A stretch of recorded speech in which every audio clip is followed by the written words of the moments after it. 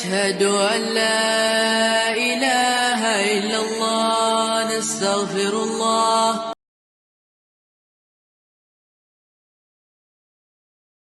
Assalamualaikum warahmatullahi wabarakatuh.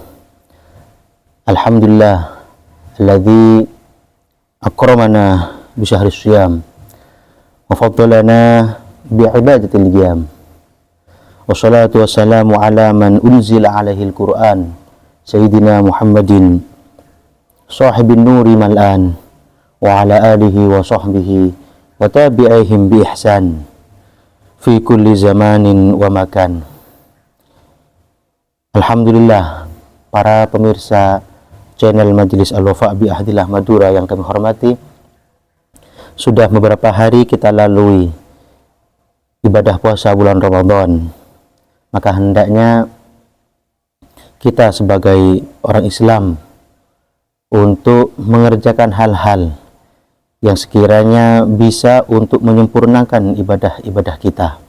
Hendaknya kita memperbanyak mengerjakan kesunahan-kesunahan di bulan Ramadan, dan hendaknya juga kita memperbanyak bahkan meninggalkan segala kemakruhan-kemakruhan ketika kita berpuasa di bulan Ramadan.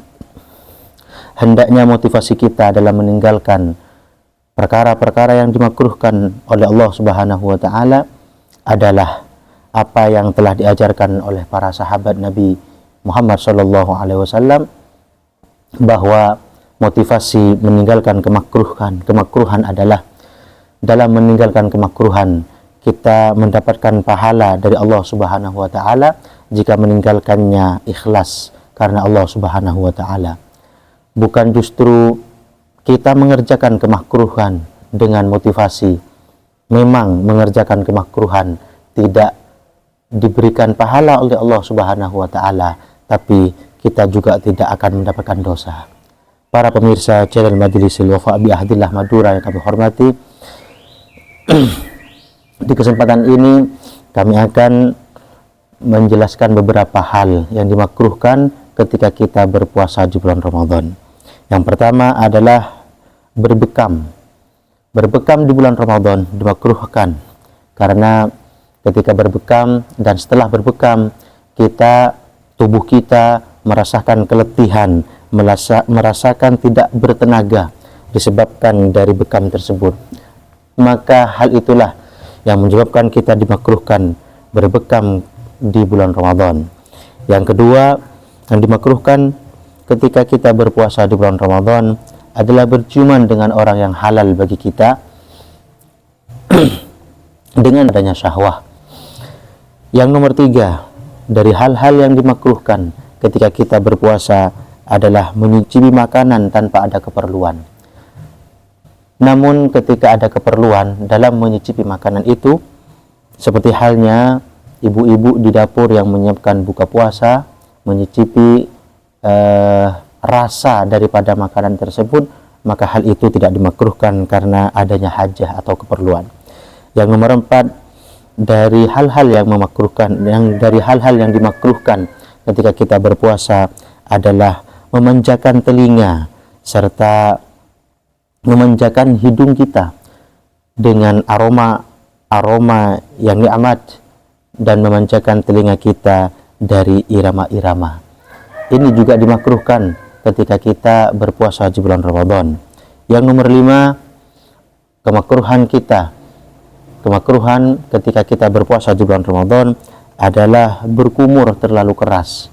Kenapa berkumur terlalu keras dimakruhkan? Karena dikhawatirkan akan adanya air yang tertelan masuk kepada tubuh kita. Yang seterusnya adalah juga dimakruhkan ketika kita berpuasa di bulan Ramadan adalah tidak bersegera untuk berbuka puasa dengan tanpa alasan. Maka ketika Ajilul Fitr itu disunahkan, maka menunda akan berbuka puasa itu dimakruhkan bagi orang yang berpuasa. Selanjutnya para pemirsa channel Majelis Al-Wafa bi Ahdillah yang kami hormati, yang nomor 7 daripada kemakruhan bagi orang yang berpuasa adalah berbicara dengan pembicaraan yang kotor. Di bulan puasa kita hendaknya menjaga sikap kita, menjaga hawa nafsu kita, menjaga pembicaraan kita, sehingga apa yang keluar dari lisan kita ini semuanya bernilai ibadah, bukan berbicara dengan pembicaraan yang kotor, berbicara dengan pembicaraan yang jelek. Itu harusnya kita hindari selama kita berpuasa di bulan Ramadan ini. Selanjutnya, kemakruhan selanjutnya adalah mengeluarkan kembali air minum setelah berbuka puasa. Setelah berbuka puasa, kita dimakruhkan untuk mengeluarkan kembali air minum yang telah kita minum masuk ke mulut kita untuk dikeluarkan kembali.